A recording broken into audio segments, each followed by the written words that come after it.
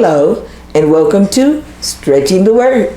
I'm your host, Sister Valerie, and not today, devil, just not this year. It's spring, and soon track and field will begin.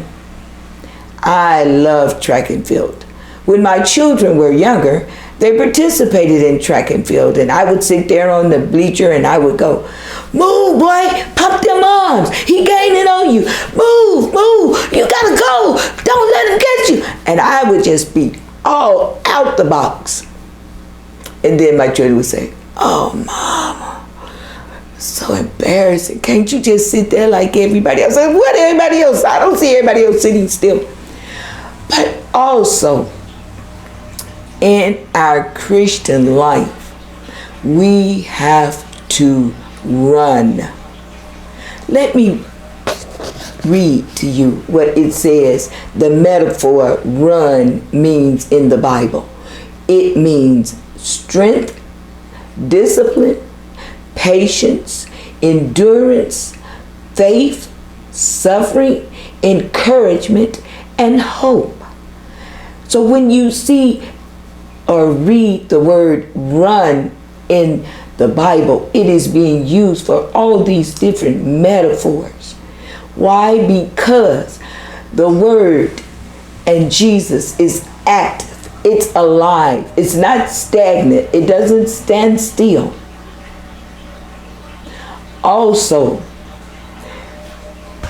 the field participants, the race participants, the track participants, you see them.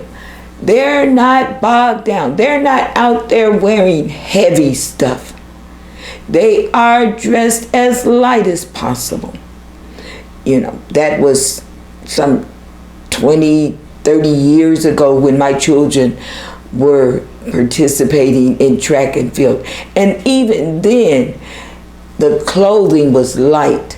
The shoes were light. And now it's just like they're wearing nothing. I mean, the stuff is weightless, more or less. And even some athletes, they tend to trim their hair, you know, because they don't want anything heavy up on their head. They want to be able to, you know.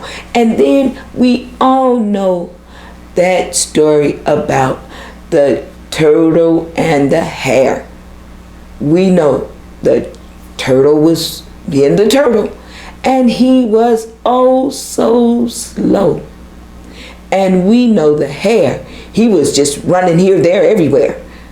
He was fast and he was quick as lightning, as they would say. Why am I bringing up all of these examples? Because there is scripture that says, let's go to Hebrews 12:1 and see what it says. All right, that's Hebrews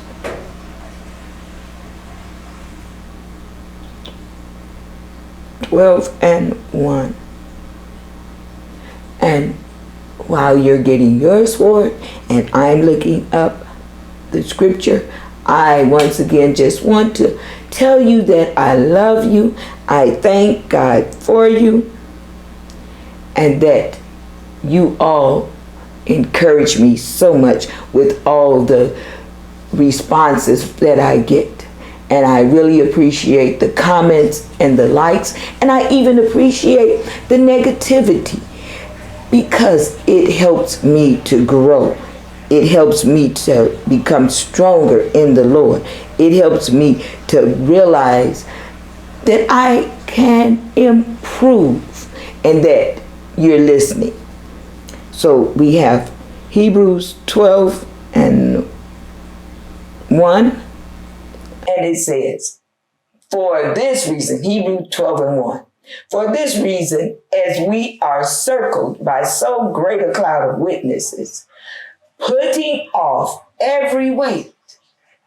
See, that's what I was telling you about, how in the natural, these athletes, they come out there, and I can almost guarantee you that everything that they're wearing is less than 2 pounds. So we have to lay aside the weight, it says, and the sin into which we come so easily. We know temptation is all around and it's not going anywhere. But that we know that we're in, we have to take it off. And then we have to be conscious not to go back into it. And we really have to be conscious not to pick up nothing new. Sometimes we trade one thing for another. No, we just gonna leave sin totally alone. Everything that we know is wrong, everything that God instructs us to do, we're going to do it. So we're gonna lay aside the sin and the weight that comes so readily, because it's always gonna be there.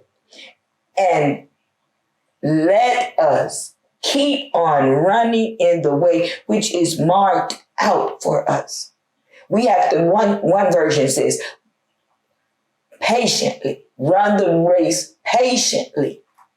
Why? We have to be patient because, like I stated earlier, we don't know where we're going. We're finishing the race and we know what our goal is.